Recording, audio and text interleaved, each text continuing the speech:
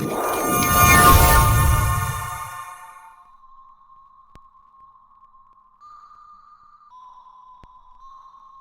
Clown at Midnight.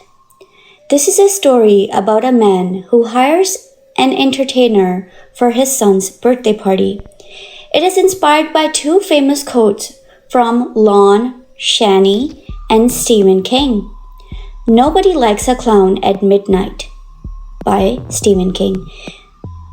A clown is funny in the circus ring, but what would be the normal reaction to opening a door at midnight and finding the same clown standing there in the moonlight? That is the essence of true horror. Lon Chaney. There was a man who wanted to hire a clown for his son's birthday party. He asked around at work, and one of his colleagues, Sergio Palma, gave him the number of a clown who, he said, came highly recommended. The man called the number and arranged for the clown to come over on Saturday and entertain the kids at the party. However, when Saturday came around, it was raining and the clown didn't show up. The children all grew bored of waiting and went home early. His son was terribly disappointed and ran upstairs to his bedroom in tears. The birthday party was completely ruined. The father kept calling the clown's number, but there was no answer. "Why did you recommend such an unreliable clown, Sergio?" he thought bitterly. That night, the man and his wife were lying in bed, exhausted. The party had been a disaster and he was still irritated that the clown had not showed up. "What time did you tell him to come?" his wife asked. I said very clearly, Saturday at 12 o'clock, he replied. "Maybe he thought it was 12 at midnight," said his wife. "A clown at midnight?" The man laughed out loud. Who would hire a clown to come to a birthday party at midnight? He turned over and drifted off to sleep. At midnight, they were awoken by a horrible scream. It sounded like their son.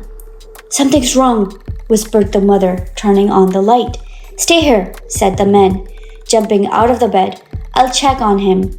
Maybe he's just having a bad dream." He stepped into the hallway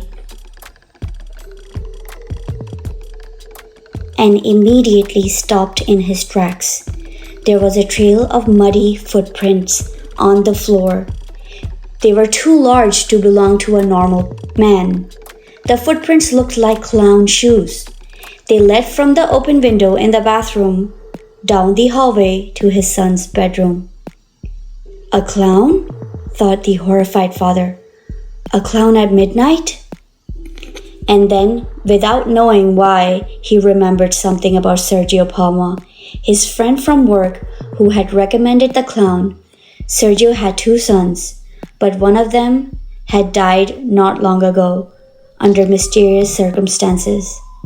He had never discussed it with Sergio himself for obvious reasons, but rumors had spread around the office that after several days of intense searching, Sergio's son had been found dead in the woods. Why had he remembered that just now? With a shaking hand, the father reached out and opened his son's bedroom door. The room was empty. The bed was unmade and the window was wide open. There were traces of mud on the carpet. The man let out an anguished howl and ran out of the house.